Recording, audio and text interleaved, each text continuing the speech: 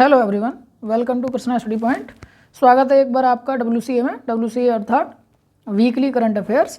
और इस बार की वीडियो भी थोड़ी सी बड़ी रहेगी क्योंकि वीकली करंट अफेयर्स होने के बावजूद हमने लास्ट 15 डेज़ के करंट अफेयर को कवर किया है, यानी 1 फरवरी से और 15 फरवरी 2022 तक। तो चलिए शुरू करते हैं। पहले जान लेते हैं कुछ खबरों को। इजराइल बना है नागरिक हवाई क्षेत्र में ड्रोन उड़ाने की अनुमति देने वाला पहला दुनिया का देश। इसके बाद ICC player of the month जनवरी 2022 दक्षिण अफ्रीका के कीगन पीटरसन को मिला है। इसके बाद टाटा सन्स ने इल्कर IC को बनाया है एयर इंडिया का नया प्रमुख, जो कि एक बहुत बड़ी न्यूज़ है। इंटरनेशनल एप्पल्स डे 2 मंडे फरवरी को मनाया जाता है। देवाशीष मित्रा बने हैं 2022-23 के लिए ICAI के नए अध्यक्ष। नेशनल वुमेंस डे 13 फरवरी को मनाया जाता है। 13 फरवरी को ही वर्ल्ड रेडियो डे, जो कि इस बार बहुत ज़ोर शोर से उत्साह के साथ मनाया गया है। EIU डेमोक्रेसी इंडेक्स में भारत को मिला है 46वां स्थान। जम्मू कश्मीर बना है राष्ट्रीय एकल खिड़की प्रणाली NSWS से जुड़ने वाला भारत का पहला केंद्र शासित प्रदेश। India's first bullet train station बनेगा गुजरात के सूरत में। टमटम ट्रैफिक इंडेक्स 2021 में मुंबई बना है भारत का सबसे अधिक भीड़भाड़ वाला शहर। अहमदाबाद IPL टीम का नाम होगा गुजरात टाइटंस। संजय मल्होत्रा बने हैं वित्तीय सेवा विभाग के नए सचिव। वर्ल्ड पल्सेस डे 10 फरवरी को मनाया गया है। प्रदीप शाह बने हैं Pfizer इंडिया के नए चेयरमैन। ब्लूमबर्ग बिलियनियर्स इंडेक्स में गौतम अडानी बने हैं एशिया के सबसे अमीर व्यक्ति। सूबेदार संजय कुमार को बनाया गया है NDA का नया प्रशिक्षक। श्रीलंकाई गेंदबाज सुरंगा लकमल ने अंतर्राष्ट्रीय क्रिकेट से संन्यास ले लिया है। 2022 AFC वुमेन एशियन कप चीन की फुटबॉल टीम ने जीता है। JNU में first women VC professor Santishree Dhulipudi Pandit बनी हैं, जो कि पहली वुमेन वाइस चांसलर हैं। भारत बना है कोविड-19 के खिलाफ DNA वैक्सीन लगाने वाला दुनिया का पहला देश। दिनेश प्रसाद सकलानी बने हैं राष्ट्रीय शैक्षिक अनुसंधान प्रशिक्षण परिषद NCERT के नए निदेशक। भारतीय क्रिकेट टीम बनी है 1000 वनडे मैच खेलने वाली दुनिया की पहली टीम। अंडर 19 वर्ल्ड कप 2020 की बात करें तो इंग्लैंड को हरा करके भारत ने खिताब जीत लिया है। मशहूर गायिका लता मंगेशकर, जो सबके दिलों पर राज करती थी, का 92 वर्ष की उम्र में निधन हो गया है। स्टैचू ऑफ इक्विटी की बात करें तो PM मोदी ने संत रामानुजाचार्य की स्मृति में राष्ट्र को समर्पित किया है। राहुल भाटिया बने हैं एयरलाइन कंपनी इंडिगो के नए प्रबंध निदेशक, जो कि एक अहम भूमिका निभाने वाले हैं। M जगदीश कुमार बने हैं विश्वविद्यालय अनुदान आयोग अर्थात UGC के नए chairman. India's first graphene innovation centre Kerala में बनाया जा रहा है। रवि मित्तल बने हैं भारतीय दिवाला एवं ऋण शोधन अक्षमता बोर्ड यानी IBBI के नए अध्यक्ष। श्रीनिवास मूर्ति DRDL के नए निदेशक नियुक्त किए गए हैं। ICC spirit of cricket award 2021 का कीवी क्रिकेटर डेरिल मुसेल को मिला है, जो कि न्यूजीलैंड के हैं। वर्ल्ड कैंसर डे 4 फरवरी को मनाया गया है। मशहूर अभिनेता रमेश देव का 93 वर्ष की उम्र में निधन हो गया है। जस्टिस उमर अता बंदयाल बने हैं पाकिस्तान के 28वें चीफ जस्टिस। मदन मोहन त्रिपाठी बने राष्ट्रीय इलेक्ट्रॉनिक्स और सूचना प्रौद्योगिकी संस्थान NIELIT के नए महानिदेशक, जो कि CCC भी कराता है। लेफ्टिनेंट जनरल GAV रेड्डी बने हैं रक्षा खुफिया एजेंसी के नए प्रमुख। इंडियाज़ फर्स्ट जियोलॉजिकल पार्क, जो कि मध्य प्रदेश के जबलपुर में बनाया जाएगा। वर्ल्ड वेटलैंड डे 2 फरवरी को आयोजित किया गया। यूनियन बजट 2022, जिस पर हम चर्चा भी करेंगे। Indian coast guard foundation day यानी कि 1 फरवरी को मनाया गया। चलिए अब खबरों को पढ़ते हैं विस्तार से। भारत 2024 तक कृषि में डीजल की जगह नवीकरणीय ऊर्जा का इस्तेमाल कर रहा होगा। केंद्रीय ऊर्जा मंत्री RK सिंह ने घोषणा की है कि भारत 2024 तक कृषि में शून्य डीजल का उपयोग करेगा और जीवाश्म ईंधन को अक्षय ऊर्जा से बदल देगा। इसके लिए राज्यों को ऊर्जा दक्षता और संरक्षण के लिए समर्पित लक्ष्यों और विशिष्ट एजेंसियों को प्राप्त करने के लिए कार्य योजनाएं विकसित करनी चाहिए। यह पहल 2030 तक गैर जीवाश्म ईंधन की हिस्सेदारी बढ़ाने और 2070 तक शुद्ध शून्य उत्सर्जक बनने की सरकार की प्रतिबद्धता का एक हिस्सा है। केंद्रीय मंत्री ने ऊर्जा संक्रमण लक्ष्यों को प्राप्त करने के लिए केंद्र और राज्य सरकारों के बीच सहयोग के लिए राज्यों में अतिरिक्त मुख्य सचिवों और बिजली के प्रमुख सचिवों के साथ एक आभासी बैठक की अध्यक्षता की है। भारतीय रेलवे देश की सबसे बड़ी कुश्ती अकादमी स्थापित करने जा रहा है। रेल मंत्रालय ने भारतीय रेलवे किशनगंज दिल्ली में एक अत्याधुनिक कुश्ती अकादमी रेसलिंग अकेडमी स्थापित करने की मंजूरी दी है। कुश्ती अकादमी भारत में सबसे बड़ी होगी और देश में कुश्ती के खेल को बढ़ावा देने के लिए उन्नत प्रशिक्षण सुविधाओं से लैस होगी। इस परियोजना की स्थापना 30.76 करोड़ रुपए की अनुमानित लागत से की जाएगी। मंत्रालय के अनुसार राष्ट्रीय ट्रांसपोर्टर ने देश में कुश्ती को बढ़ावा देने में महत्वपूर्ण भूमिका निभाई है और भारत में अधिकांश कुलीन पहलवान भारतीय रेलवे से हैं। अकादमी खिलाड़ियों को बेहतरीन खेल सुविधाएं मुहैया कराएगी और आने वाले समय में कई उभरते पहलवानों को चैंपियन बनने का मौका देगी। जान लेते हैं कुछ महत्वपूर्ण बात। रेल मंत्री हैं हमारे अश्विनी वैष्णव। अब जान लेते हैं कुछ अंतर्राष्ट्रीय समाचार। कनाडा के प्रधानमंत्री जस्टिन ट्रूडो ने पहली बार आपातकालीन अधिनियम लागू किया है। कनाडा के प्रधानमंत्री जस्टिन ट्रूडो ने तथाकथित फ्रीडम कॉन्वॉय में प्रतिभागियों के हाथों 18 दिनों के लिए ओटावा को जकड़े हुए नाकाबंदी और सार्वजनिक अव्यवस्था को समाप्त करने में प्रांतों का समर्थन करने के लिए पहले कभी इस्तेमाल नहीं की गई आपातकालीन शक्तियों का आह्वान किया है। 13 फरवरी को फिर से खोले जाने से पहले प्रदर्शनों ने कनाडा और संयुक्त राज्य अमेरिका के बीच 6 दिनों के लिए एक मुख्य आर्थिक गलियारे को बंद कर दिया। फ्रीडम कॉन्वॉय विरोध से निपटने के लिए इमरजेंसी एक्ट जैम 28 को कनाडा के ट्रक ड्राइवरों द्वारा सीमा पार से ड्राइवरों के लिए टीकाकरण या संगरोध जनादेश का विरोध करने के लिए शुरू किया गया था। वे ट्रूडो की नीतियों का विरोध करने वाले लोगों के लिए एक रैली में बिंदु में बदल गए हैं, जिसमें कोविड-19 महामारी प्रतिबंध और कार्बन टैक्स शामिल है। कनाडा की राजधानी ओटावा है और उसकी मुद्रा कैनेडियन डॉलर। इजरायल नागरिक हवाई क्षेत्र में ड्रोन उड़ानों की अनुमति देने वाला विश्व का पहला देश बन गया है।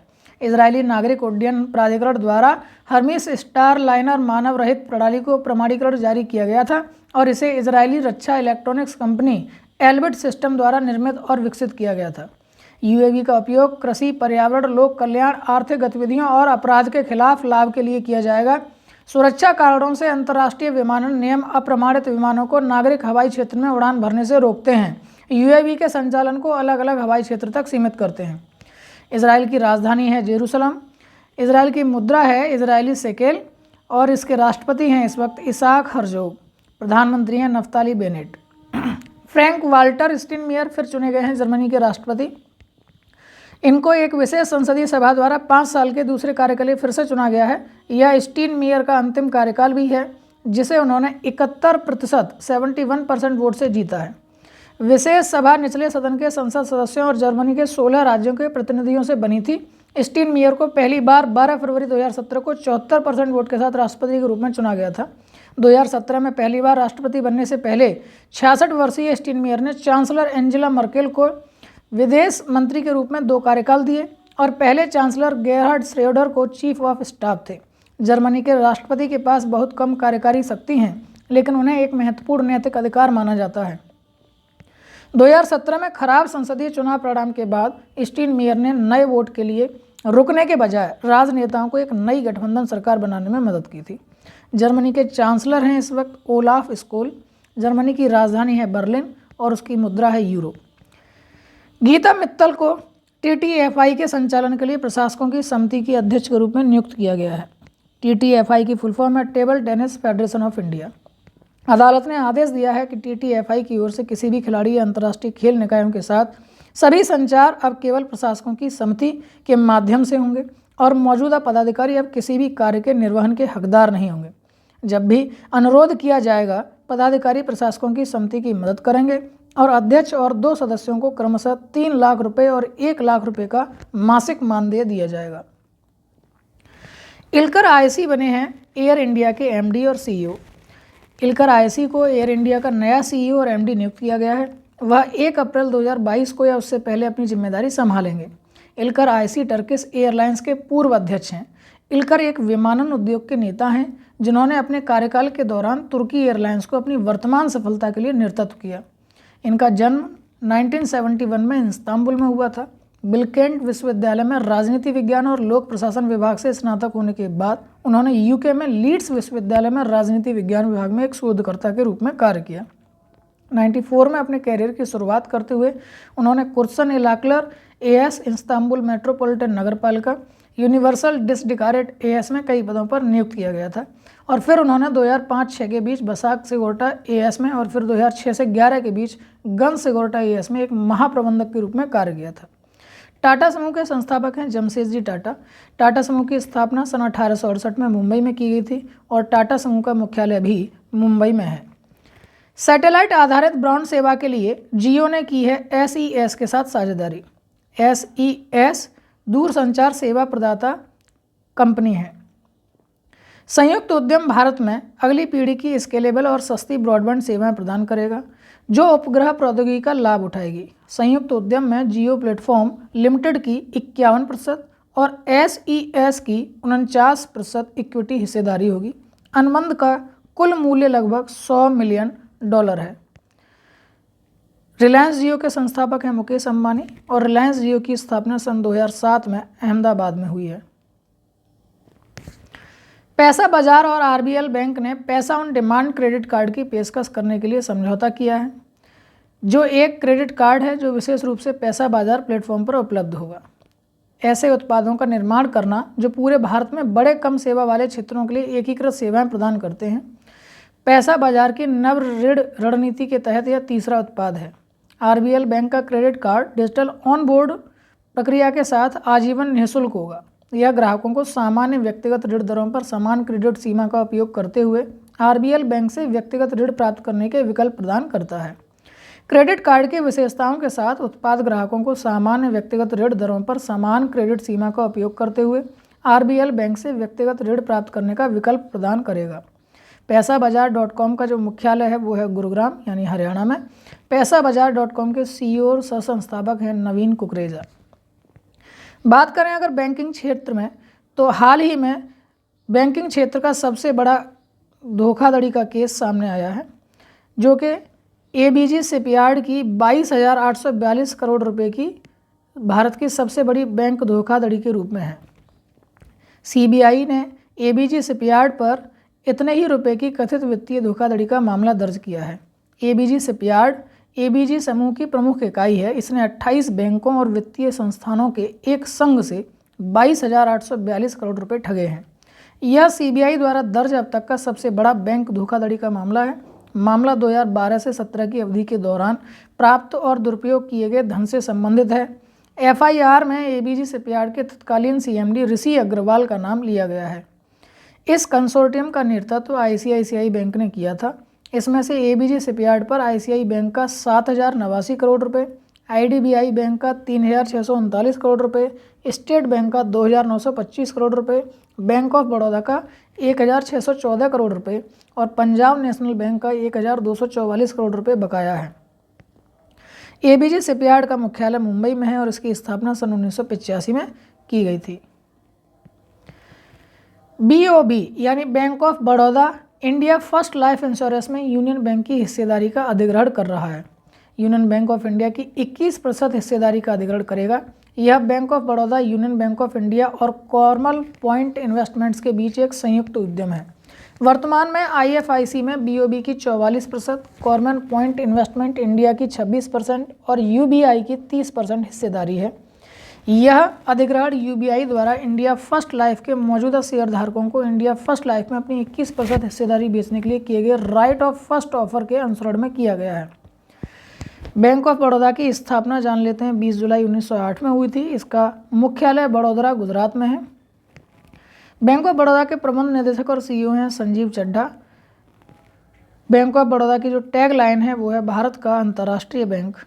और बैंक ऑफ बड़ौदा में जो सम्मिलित हुई हैं बैंक 2019 में वो हैं देना बैंक और विजया बैंक। सौभाग्य योजना की बात करें तो सौभाग्य योजना सौर विद्युतीकरण योजना में राजस्थान में अव्वल रही है। सौभाग्य योजना के तहत राजस्थान में सौर आधारित स्टैंड अलोन सिस्टम के माध्यम से विद्युतीकृत घरों की अधिकतम संख्या है। हिमाचल प्रदेश और सिक्किम के पहाड़ी राज्यों और केंद्र शासित प्रदेश जम्मू और कश्मीर में पहल के तहत 0 लाभार्थी रहे थे। सौभाग्य योजना के तहत पिछले साल 31 मार्च तक 2.817 करोड़ घरों का विद्युतीकरण किया गया था, जिसमें सौर आधारित स्टैंड अलोन सिस्टम के माध्यम से 4,16,000 घरों का विद्युतीकरण किया गया था।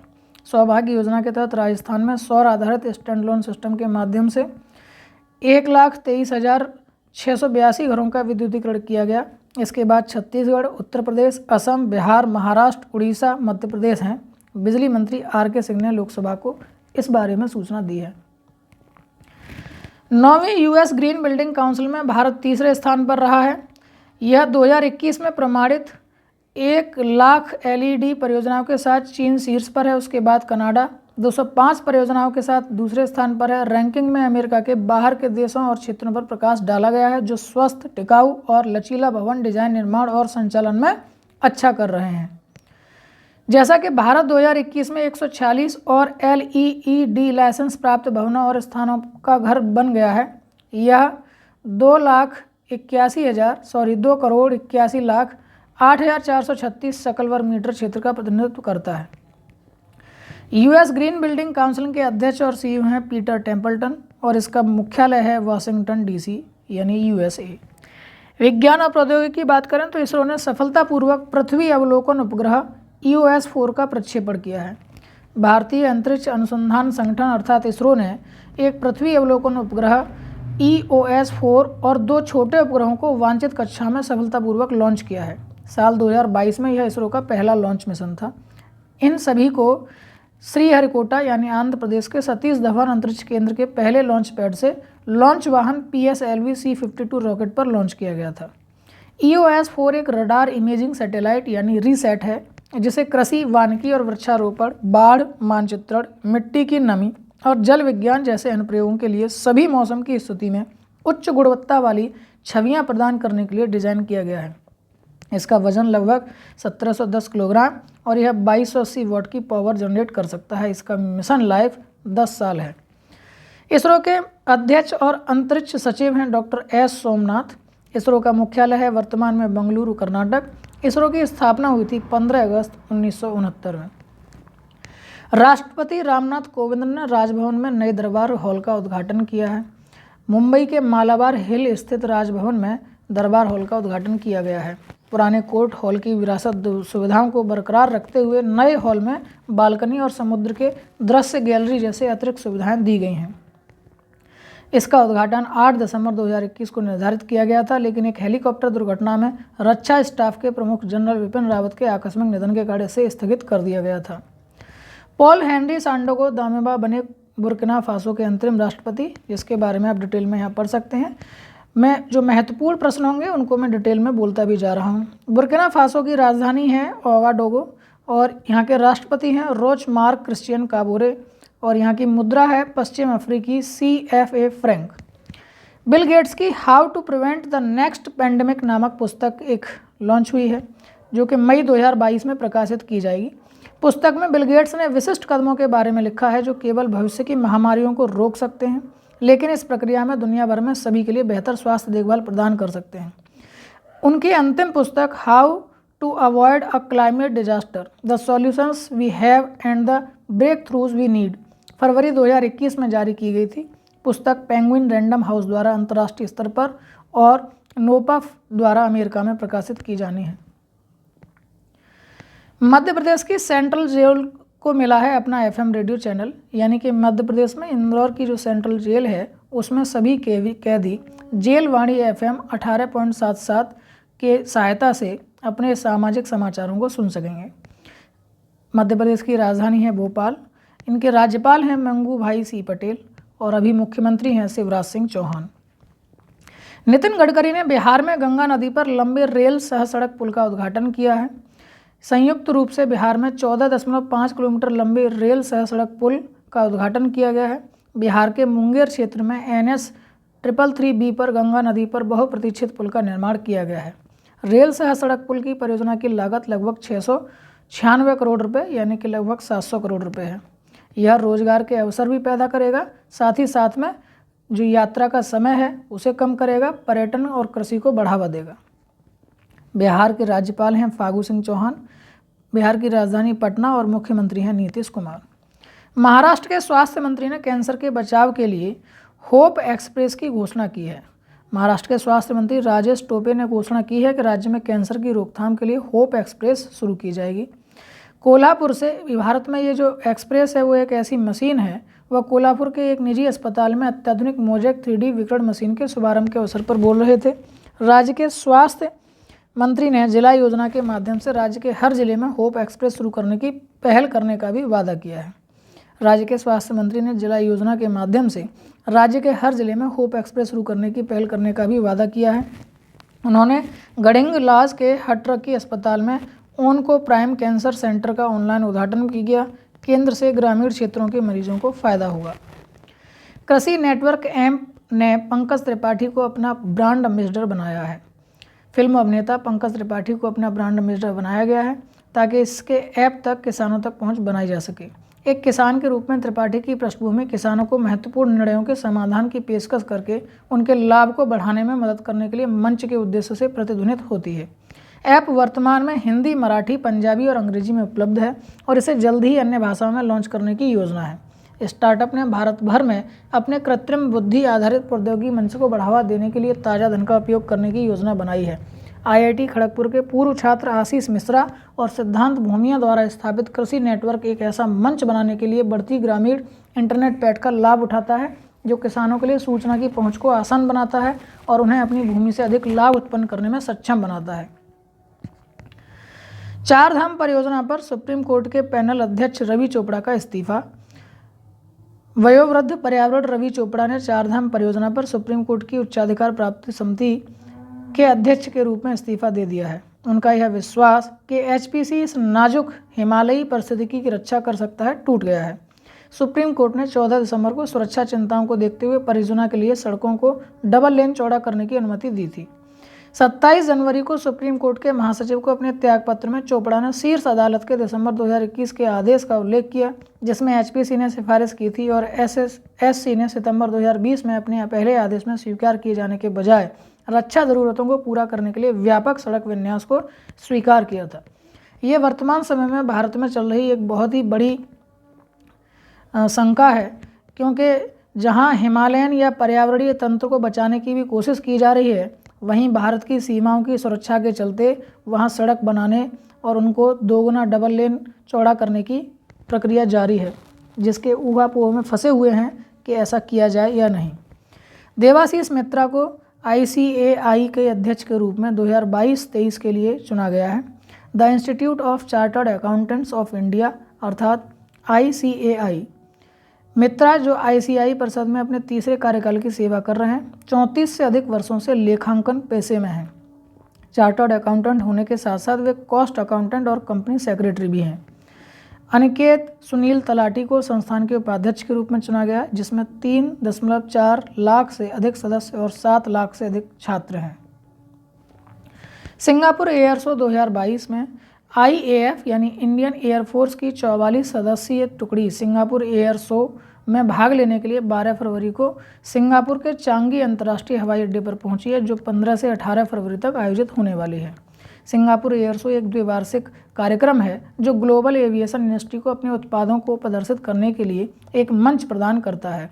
IAF इवेंट के दौरान अपने स्वदेशी तेजस M के फर्स्ट AC का प्रदर्शन करेगा। यह RSAF रॉयल सिंगापुर वायुसेना और अन्य भाग लेने वाले दलों के समकक्षों के साथ भी बातचीत करेगा। भारत सरकार ने राज्य पुलिस बल योजना के आधुनिकीकरण को जारी रखने की मंजूरी दी है। सरकार ने राज्य पुलिस बलों के आधुनिकीकरण की योजना को 2021-22 से 2025-26 तक 5 साल के लिए जारी रखने की मंजूरी दी है। इसके लिए जो खर्चा आएगा वो आएगा 26,275 करोड़ रुपए। यह योजना 1969 से 70 से गृह मंत्रालय MHA द्वारा कार्यान्वित की जा रही है। भारतीय सेना ने सैन्य रणक्षेत्रम नाम से हैकथॉन का एक आयोजन किया है।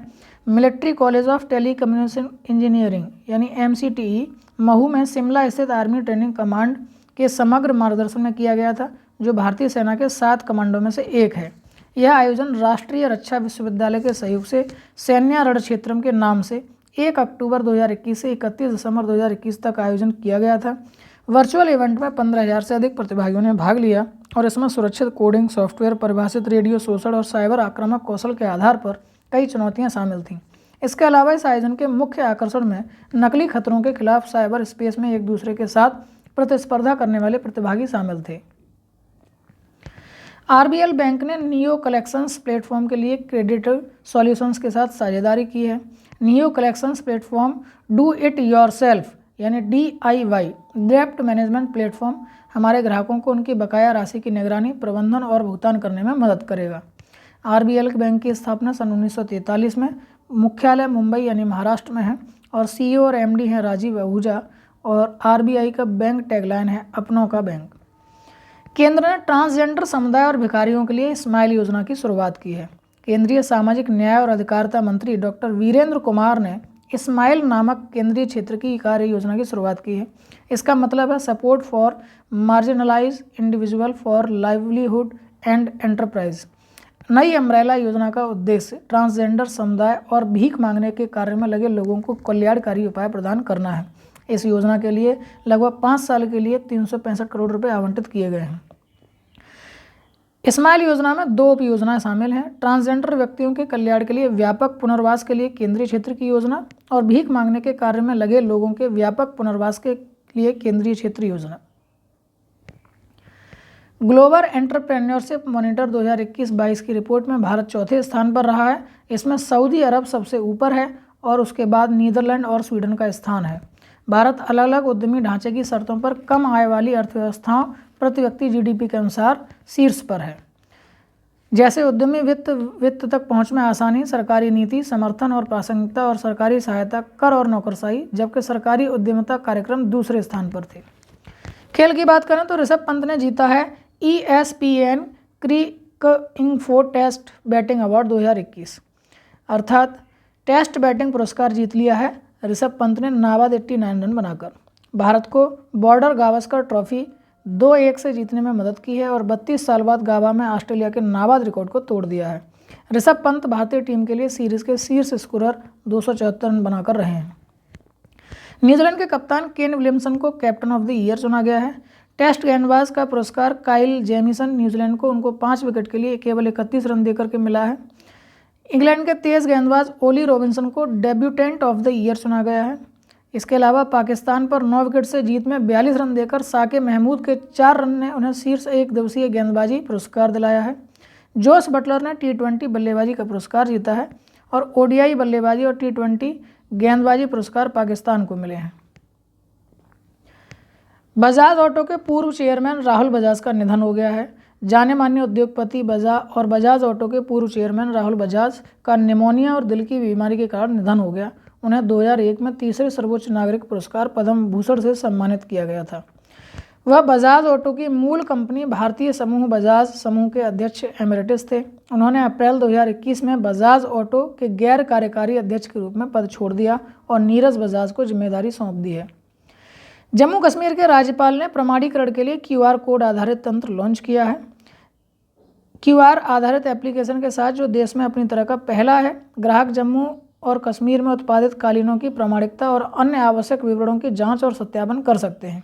प्रशासन का एक आधिकारिक बयान पढ़ें। मनोज सिन्हा ने UT के हस्तशिल्प और हथकरघा पुरस्कार विजेताओं को भी सम्मानित किया है। जम्मू कश्मीर हस्तशिल्प भारत की रचनात्मक परंपराओं के भंडार हैं जो सांस्कृतिक अभिव्यक्ति के रूप में कार्य कर रहे हैं। हथकरघा उत्पादों की कुल मात्रा का 10% अधिकतम 5 करोड़ रुपए तक की प्रतिपूर्ति के लिए प्रोत्साहन प्रदान किया जा रहा है। मुंबई अंतर्राष्ट्रीय फिल्म महोत्सव का 17वां संस्करण मई में आयोजित किया जाएगा, जो कि 29 मई से 4 जून तक चलेगा। और कहाँ होगा? ये मुंबई में होगा। वे फिल्में जो 1 सितंबर 2019 से 31 दिसंबर 2021 के बीच पूरी हुई हैं, वही इसके लिए पात्र हैं। महोत्सव की सर्वश्रेष्ठ डॉक्यूमेंट्री को स्वर्ण शंख और 10 लाख का नगद पुरस्कार दिया जाएगा। जैसा कि भारत आज़ादी का अमृत महोत्सव मना रहा है, वर्तमान संस्करण ने भारत एट 75 विषय पर सर्वश्रेष्ठ लघु फिल्म के लिए एक विशेष पुरस्कार की स्थापना की है। यह कार्यक्रम 1990 से महाराष्ट्र सरकार के समर्थन से फिल्म प्रभाग, सूचना और प्रसारण मंत्रालय द्वारा आयोजित किया जाता है। नाबार्ड ने प्राकृतिक खेती को बढ़ावा देने के लिए जीवा कार्यक्रम शुरू किया है। नाबार्ड अर्थात राष्ट्रीय कृषि और ग्रामीण विकास bank, national bank for agriculture and rural development, 11 राज्यों में जीवा कार्यक्रम की शुरुआत की है। कृषि पारिस्थितिकी के सिद्धांतों को प्रभावी ढंग से लागू करने के लिए दीर्घकालिक स्थिरता और पहले से मौजूद सामाजिक और प्राकृतिक पूंजी को कुशल खेती की ओर बदलना है। नाबार्ड का गठन 12 जुलाई 1982 को किया गया था। इसका मुख्यालय मुंबई में है और इसके अध्यक्ष हैं गोविंदा राजुलू चिंताला। भारत श्रीलंका को आधार का अपना संस्करण लॉन्च करने में मदद करेगा। श्रीलंका को एक एकात्मक डिजिटल पहचान ढांचे के तहत आधार कार्ड को लागू करने में भारत मदद करने जा रहा है। राजपक्षे सरकार राष्ट्रीय स्तर के कार्यक्रम के रूप में रूपरेखा के कार्यान्वयन को प्राथमिकता देगी। यह पहल दिसंबर 2019 में राष्ट्रपति गोतबाया राजपक्षे और प्रधानमंत्री नरेंद्र मोदी के बीच द्विपक्षीय वार्ता के बाद की गई है। तेलंगाना सरकार ने उच्च शिक्षा का विस्तार करने के लिए ब्रिटिश काउंसिल के साथ समझौता किया है। विस्तारित 3 साल के एमयू के तहत ब्रिटिश काउंसिल ने हैदराबाद के रिसर्च एंड इनोवेशन सर्कल के साथ एक समझौते पर हस्ताक्षर किए हैं, जो यूके और तेलंगाना में विश्वविद्यालयों, अनुसंधान संस्थानों और उत्कृष्टता केंद्रों के बीच नई साझेदारी के लिए मिलकर काम करेगा। तेलंगाना की राजधानी है हैदराबाद। राज्यपाल हैं तमिलसाई सुंदरराजन और मुख्यमंत्री हैं के चंद्रशेखर राव। भारत के गोवा शिपयार्ड लिमिटेड ने संविदात्मक समय से पहले 5 coast guard offshore petrol vehicle CGOPV परियोजना का 5वां और अंतिम पोत डिलीवर किया है। पोत का नाम ICGS सक्षम रखा गया है। रेखांकित की जाने बात यह है कि सभी 5 जहाज़ों को भारतीय तटरक्षक बल को समय से पहले पहुंचा दिया गया है। GSL द्वारा 26 अगस्त 2016 को रक्षा मंत्रालय के साथ 5 CGOPV के अनुबंध पर हस्ताक्षर किए गए थे। सेबी ने निवेशक संरक्षण और शिक्षा कोष पर सलाहकार समिति का पुनर्गठन किया है। सेबी यानी कि भारतीय प्रतिभूति और विनिमय बोर्ड की स्थापना 12 अप्रैल सन 1992 को हुई है और इसका मुख्यालय मुंबई में है और इसके कार्यकारी अध्यक्ष हैं अभी अजय त्यागी। राजीव भाटिया द्वारा लिखित एक पुस्तक भारतीय अफ्रीका संबंध चेंजिंग होराइजन्स नामक एक नई पुस्तक है, जो कि गेटवे हाउस में विदेश नीति अध्ययन कार्यक्रम के एक विशिष्ट फेलो राजदूत राजीव कुमार भाटिया के द्वारा लिखी गई है। विश्व रेडियो दिवस 13 फरवरी को मनाया गया है। रेडियो को एक शक्तिशाली माध्यम के रूप में मान्यता देने के लिए हर साल 13 फरवरी को विश्व रेडियो दिवस मनाया जाता है। इस दिन को 2011 में यूनेस्को के सदस्य राज्यों द्वारा घोषित किया गया था और 2012 में संयुक्त राष्ट्र महासभा द्वारा अंतर्राष्ट्रीय दिवस के रूप में अपनाया गया था। 13 फरवरी को विश्व रेडियो दिवस बन गया। भारतीय राष्ट्रीय महिला दिवस 2022। भारतीय राष्ट्रीय महिला दिवस भी 13 फरवरी को मनाया जाता है और यह सरोजिनी नायडू की 143वीं जयंती के रूप में मनाया जा रहा है। आपको याद हो कि सरोजिनी नायडू को अपनी कविताओं के कारण अपने उपनाम नाइटिंगेल ऑफ इंडिया या भारत कोकिला के लिए जाना जाता है। हैदराबाद में जन्मी और कैम्ब्रिज में शिक्षित सरोजिनी नायडू भारतीय स्वतंत्रता संग्राम में महिलाओं का शक्तिशाली चेहरा थी।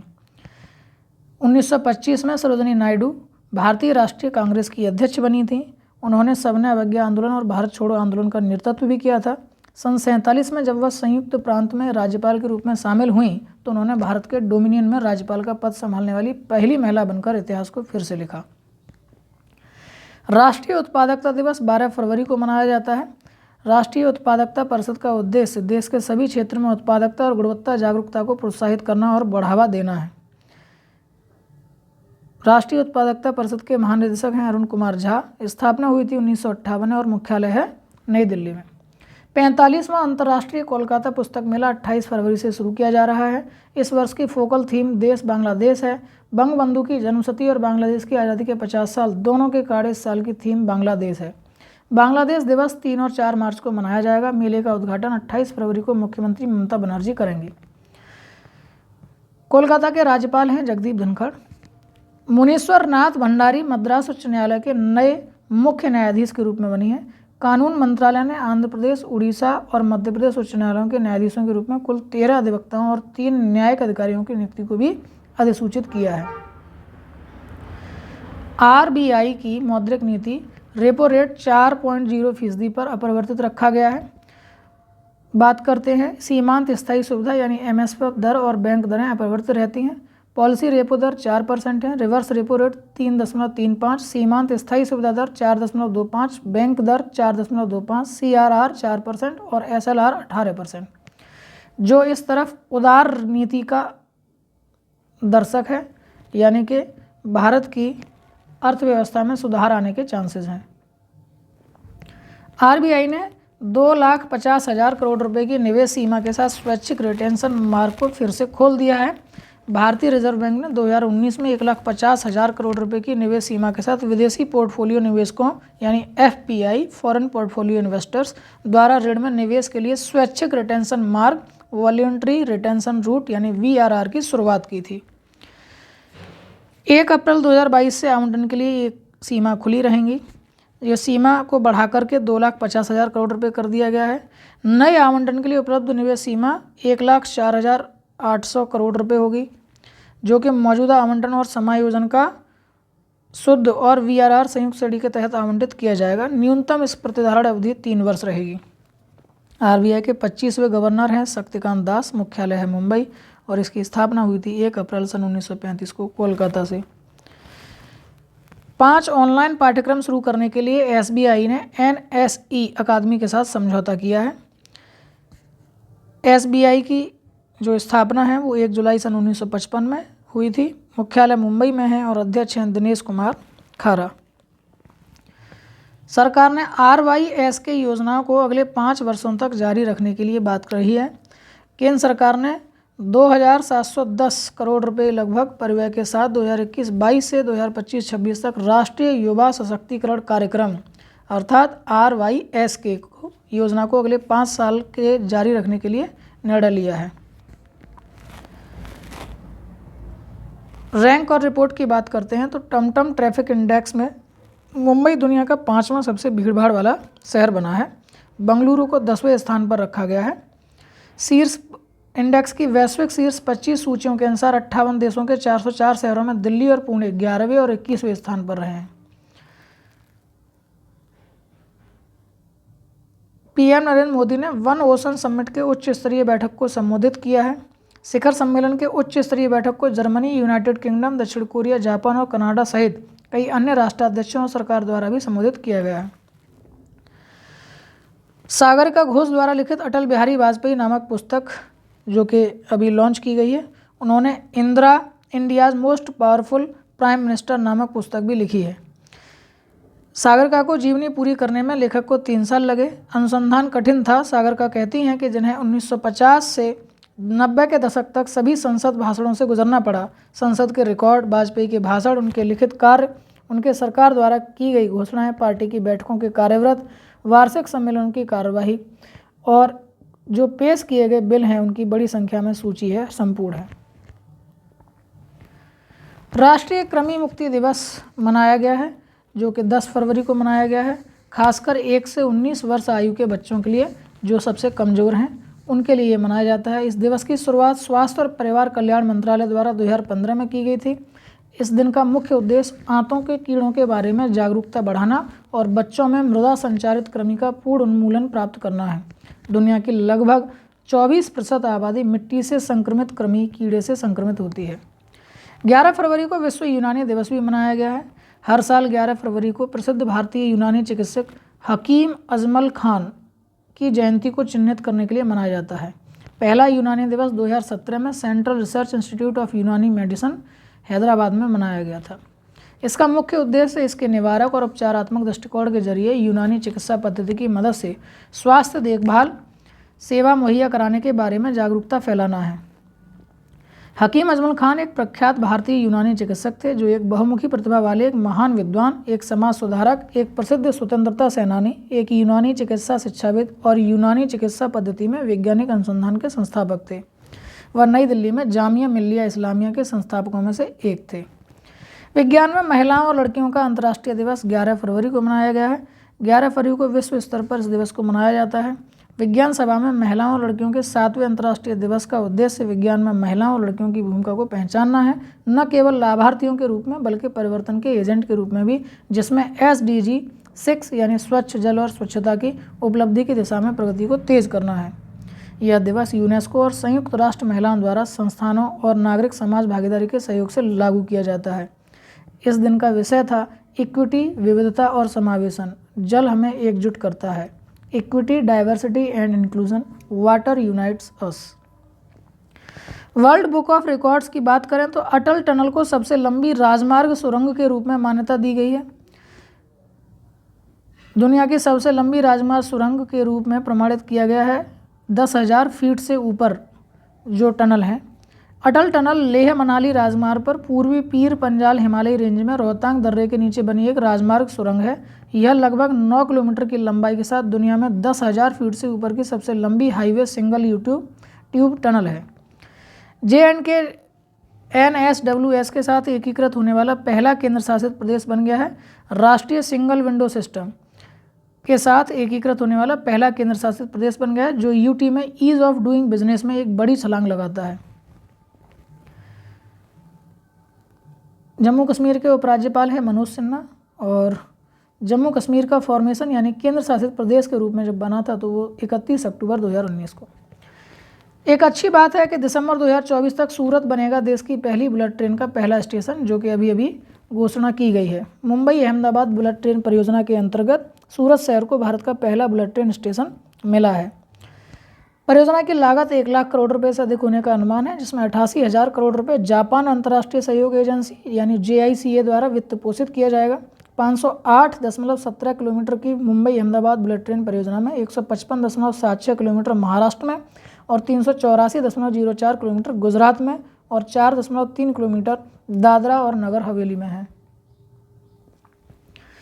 भारत का पहला बायोमास आधारित हाइड्रोजन संयंत्र मध्य प्रदेश में स्थापित किया जा रहा है, जो कि बीजल ग्रीन एनर्जी के संयुक्त उद्यम द्वारा लगाया जा रहा है, जिसके साथ देने जा रहे हैं वाटोमो एनर्जी लिमिटेड। कंपनी के पास थर्मली त्वरित एनारोबिक पाचन यानी TAD रिएक्टर की तकनीक है, जो बायोमास से हाइड्रोजन, मीथेन और बायोचार का उत्पादन कर सकती है।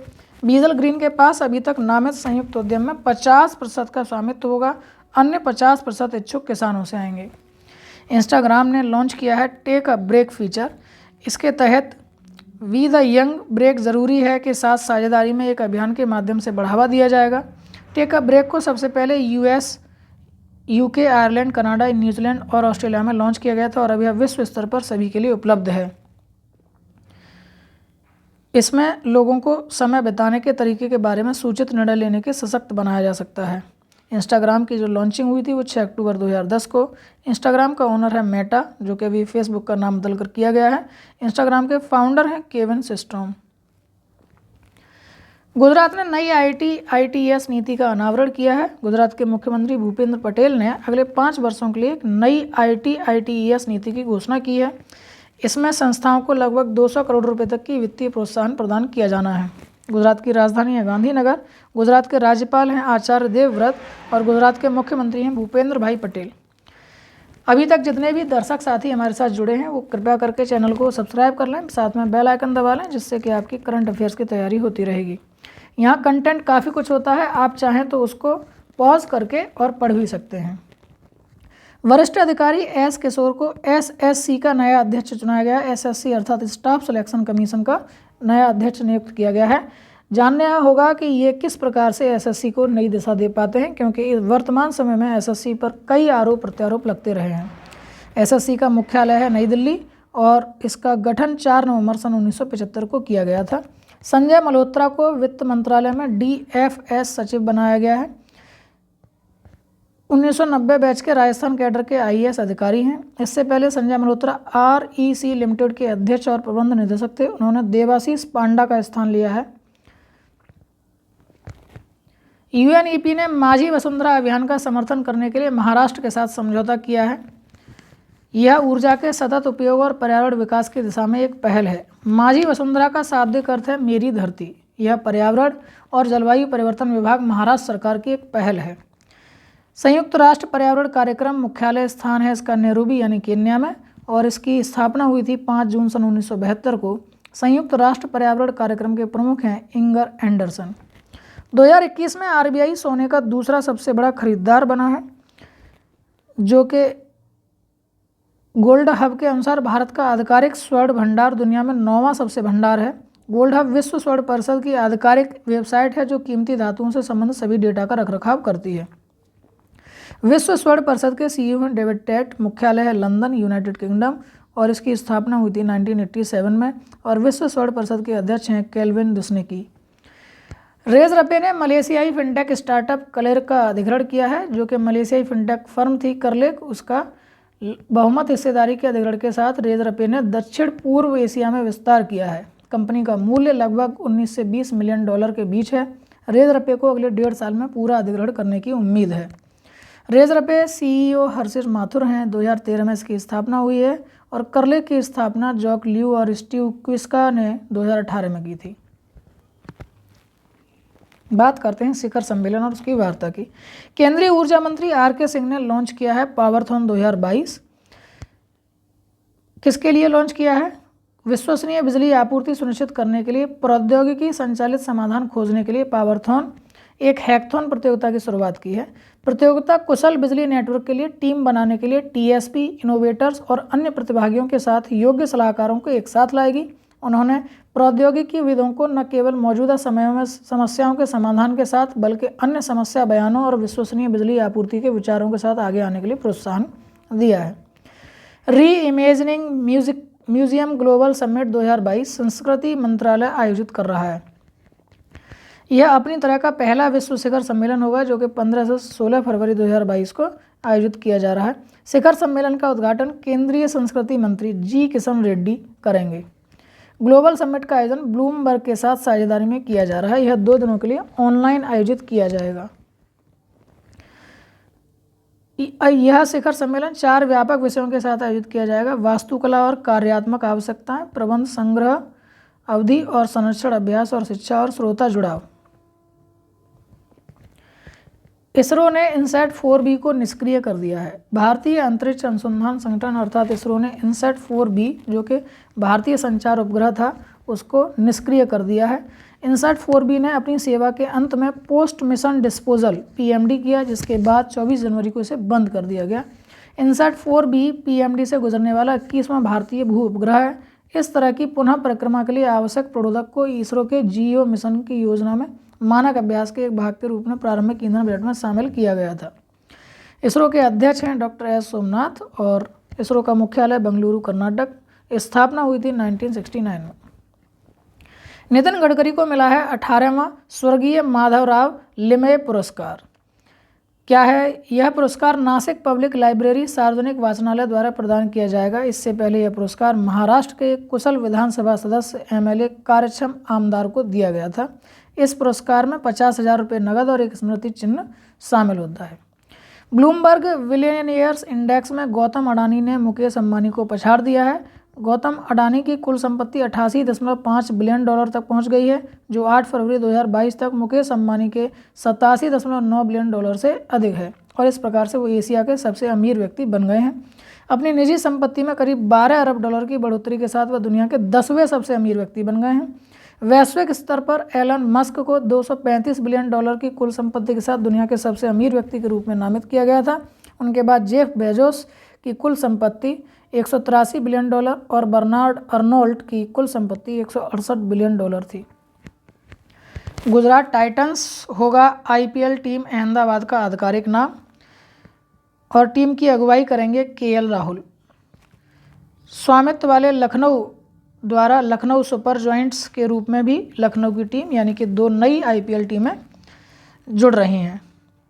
विश्व दलहन दिवस 10 फरवरी को आयोजित किया गया है। संयुक्त राष्ट्र द्वारा नामित विश्व दलहन दिवस हर साल 10 फरवरी को मनाया जाता है। संयुक्त राष्ट्र के खाद्य और कृषि संगठन FAO द्वारा वैश्विक भोजन के रूप में 2 दालों सूखी बीन्स दाल, सूखे मटर, छोले, लुपिन के महत्व को पहचानने के लिए इस दिन की स्थापना की गई है। इसकी थीम थी युवाओं को स्थायी कृषि खाद्य प्रणाली प्राप्त करने में सशक्त बनाने के लिए दलहन।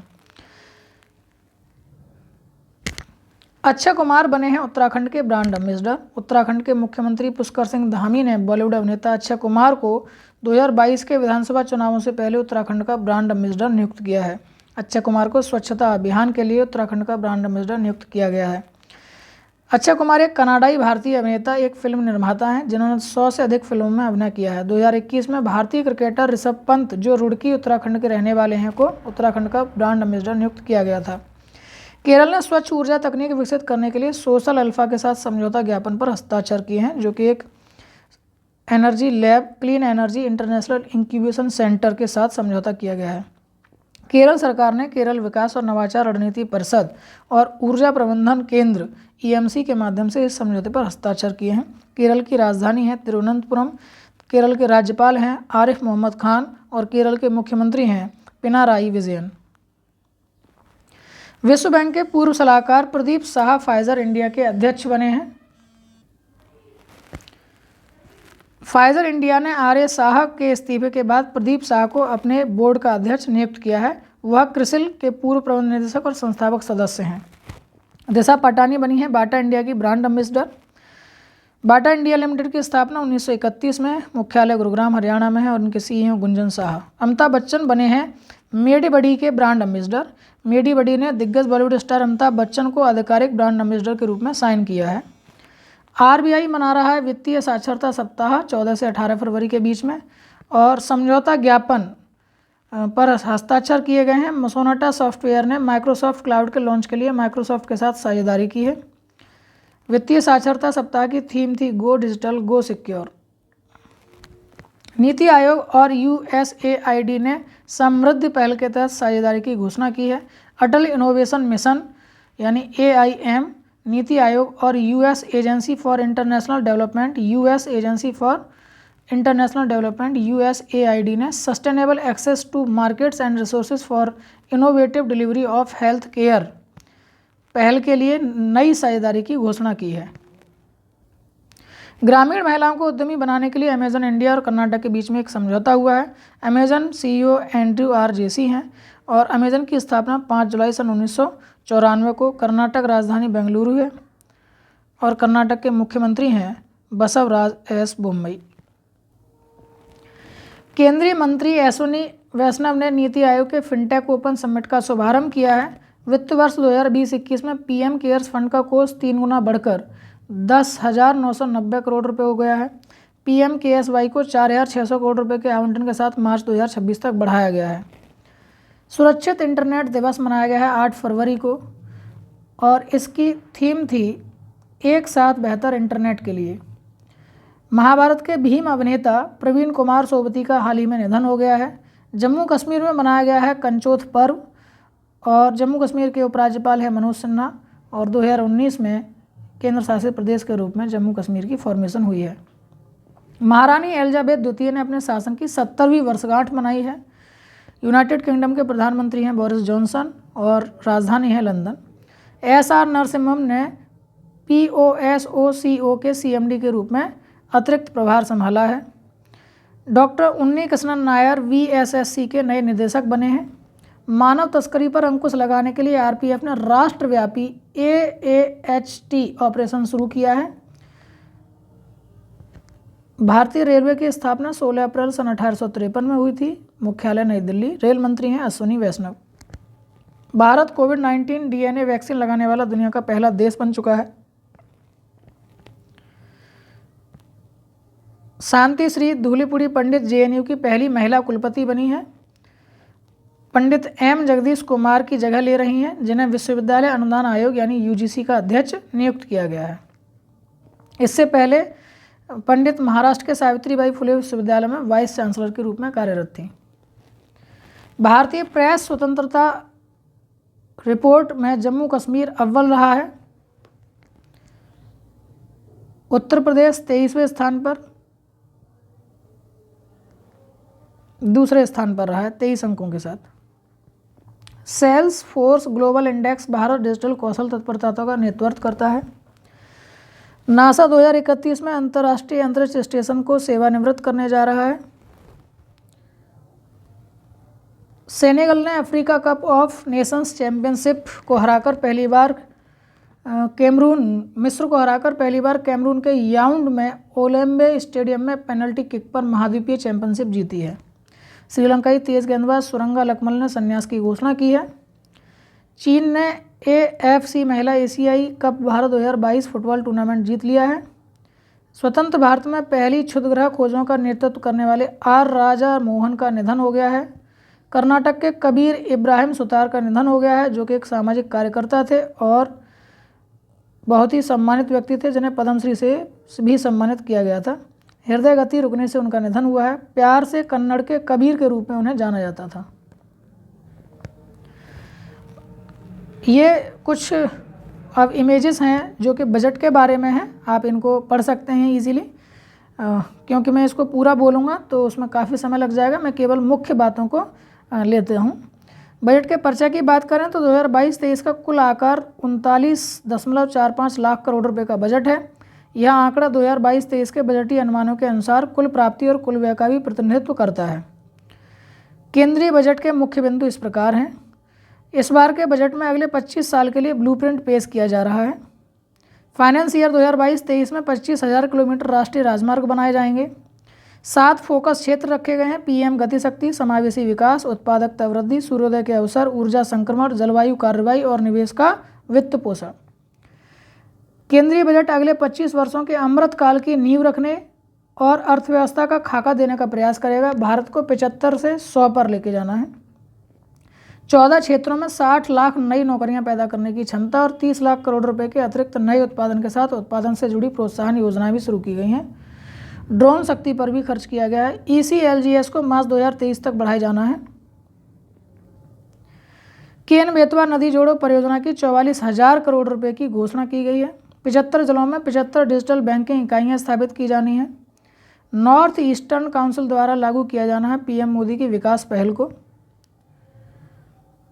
इसके अलावा 2022-23 में केंद्र सरकार का प्रभावी पूंजीगत व्यय 10 लाख करोड़ रुपए होने का अनुमान है, जो सकल घरेलू उत्पाद का लगभग 4.1% है।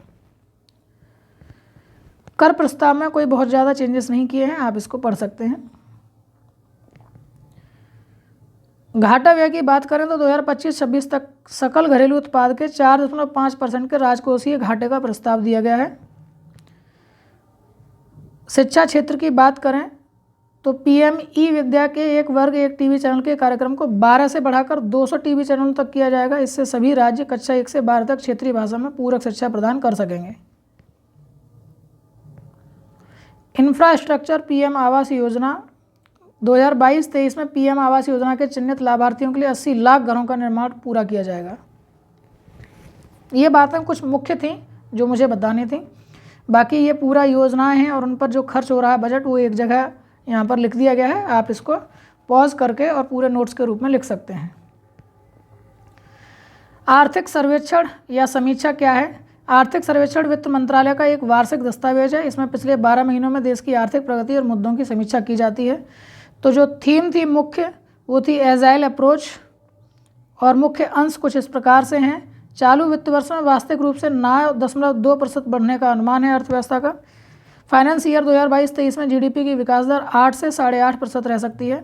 महामारी के प्रभाव और उसके बाद देशव्यापी लॉकडाउन के कारण 2020-21 में अर्थव्यवस्था में 7.3% की कमी आई थी।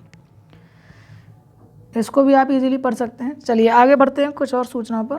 ऑस्ट्रेलियन ओपन में राफेल नडाल ने डेनियल मेदवेदेव को हरा दिया है। गणतंत्र दिवस परेड 2022 में उत्तर प्रदेश को सर्वश्रेष्ठ झांकी के रूप में चुना गया है। प्रधानमंत्री मोदी ने समानता की मूर्ति का अनावरण किया है, जो कि संत रामानुजाचार्य की स्मृति में हैदराबाद में 216 फीट ऊंची स्टैचू ऑफ इक्वलिटी राष्ट्र को समर्पित की गई है। भक्ति संत की चल रही 1000वीं जयंती समारोह के अंतर्गत इसका अनावरण किया गया है। मूर्ति की संरचना की बात करें तो मूर्ति पंचलोहा से बनी है, जो 5 धातुओं सोना, चांदी, तांबा, पीतल और जस्ता का संयोजन है। यह दुनिया में बैठने की स्थिति में सबसे ऊंची धातु की मूर्तियों में से एक है। ये कुछ राष्ट्रीय समाचार हैं जो कि कुछ महत्वपूर्ण हैं। इनको आप एक जगह, मैंने कोशिश की है लेके आने की, इनको आप एक जगह पढ़ सकते हैं। किताबें और लेखक की बात करें तो डॉक्टर किरण बेदी द्वारा लिखित फेयरलेस गवर्नेंस एक पुस्तक लॉन्च हो रही है। ऑपरेशन खत्म नामक पुस्तक का विमोचन किया गया है, जिसे पत्रकार RC गंजू और अश्विनी भटनागर ने लिखा है। प्रबंधन पेशेवर आकाश कंसल द्वारा लिखित the class of 2006 श्रीक peak in the miss adventures of the great Indian engineering life के रूप में लिखी गई है। ये कुछ महत्वपूर्ण और न्यूज़ हैं। मैंने कोशिश की है कि आपको एक ही जगह पर किस तरह से नोट्स बनाने हैं। रैंक और रिपोर्ट में आप लिख सकते हैं, पुरस्कार और मान्यताओं में आप लिख सकते हैं। ये आगे जो वीडियोस आएंगी आपको, जो वीकली मिलेंगी, उसमें आप इसी प्रकार से नोट्स बना लीजिएगा। अपनी एक कॉपी रखिए, उसमें इन सभी टॉपिकों को लिख लीजिए। जैसे कि रैंक और रिपोर्ट का एक कॉलम बना लीजिए, पुरस्कार का एक कॉलम बना लीजिए, खेल समाचार का बना लीजिए, रक्षा समाचार का बना लीजिए। और उसमें जैसे जैसे वीकली हम आप वीडियोज़ आपको प्रोवाइड कराएंगे तो उसके नोट्स के हिसाब से आप उसको तैयार कर सकते हैं। चलिए, हाल ही में भारतीय भूवैज्ञानिक सर्वेक्षण विभाग ने मध्य प्रदेश में भारत का पहला भूवैज्ञानिक उद्यान बनाने की स्वीकृति प्रदान की है। इसे जबलपुर जिले के लम्हेटा घाट में बनाया जा रहा है। जानकारी के लिए बता दें कि लम्हेटा घाट 5000 वर्ग किलोमीटर का क्षेत्र है, इसलिए यह दुनिया भर में लम्हेटा फॉर्मेशन के नाम से जाना जाता है। इस पार्क में नर्मदा की पौराणिक संस्कृति म्यूजियम, लाइब्रेरी व यहाँ मिलने वाले डायनासोर के अंडों को रखा जाएगा। इसके अलावा इसमें जबलपुर का भू मानचित्र रहेगा, जिसमें विभिन्न स्थानों पर मिलने वाले खनिजों की जानकारी प्रदर्शित की जाएगी और यहाँ की शिलाओं पर जलवायु व इतिहास की जानकारी होगी। तो ये थी आज की वीडियो। इसमें मैंने आपको 3 डिफरेंट तरीके से पेश करने की कोशिश की है न्यूज़ को। तो आप मुझे बताइएगा कि पहला वाला तरीका ज़्यादा आपको अच्छे से समझ में आ रहा था, आप उसमें देख भी पा रहे थे, फ़ॉन्ट ज़्यादा छोटा तो नहीं था, और फिर दूसरा वाला था जो कि एक पेपर फॉर्मेट के रूप में था, उसमें आप बताइएगा कि क्या आप उसके थ्रू आप अच्छे से पढ़ पा रहे हैं, या ये जो लास्ट वाला मेथड है जिस पर मैंने पहली वाली वीडियो भी आप तक पहुँचाई थी, ये ज़्यादा बेहतर तरीके से आप देख पा रहे हैं, समझ पा रहे हैं और सुन पा रहे हैं। तो अब चलते हैं हम आज के आपके कुछ क्वेश्चंस पर। आपके लिए क्वेश्चन है, कमेंट में मुझे उत्तर बताइएगा यदि आपने ये पूरी वीडियो को देखा होगा तो। राष्ट्रीय महिला दिवस कब मनाया जाता है? आपके पास 4 ऑप्शन हैं, A, B, C, D। इसके बाद में हाल ही में उत्तराखंड के ब्रांड एम्बेसडर के रूप में किसे नियुक्त किया गया है? आपके पास 4 ऑप्शन है, विद्या बालन, तापसी पन्नू, अक्षय कुमार, सलमान खान। और राष्ट्रीय शैक्षिक अनुसंधान और प्रशिक्षण परिषद यानी NCERT के नए निदेशक के रूप में किसे नियुक्त किया गया? आपके पास 4 ऑप्शन है। तीनों प्रश्नों के सही उत्तर आप कमेंट बॉक्स में लिखिएगा। एक ही बार के कमेंट में आपको प्रश्न 1, 2 और 3 का उत्तर आपको दे देना, प्रश्न नंबर 1, प्रश्न नंबर 2 और प्रश्न नंबर 3 का। और सही उत्तर जो देगा उसको हम उसके कमेंट को पिनअप करेंगे ताकि वो सभी को दिखाई दे सके। अभी तक यदि आपने चैनल को सब्सक्राइब नहीं किया है तो सब्सक्राइब कर लीजिए, बेल आइकन दबा लीजिए। साथ ही साथ यदि आपको लगा हो कि कंटेंट काम का है, वीडियो काम की है और आपकी कंपटीशन एग्जाम की तैयारी हो सकती है, तो आप वीडियो को लाइक और शेयर करना ना भूलें। इसी प्रकार से हमारे साथ जुड़े रहें। Thanking you for share and support. मिलते हैं नेक्स्ट वीडियो में, तब तक के लिए आप सभी लोगों को नमस्कार, जय हिंद।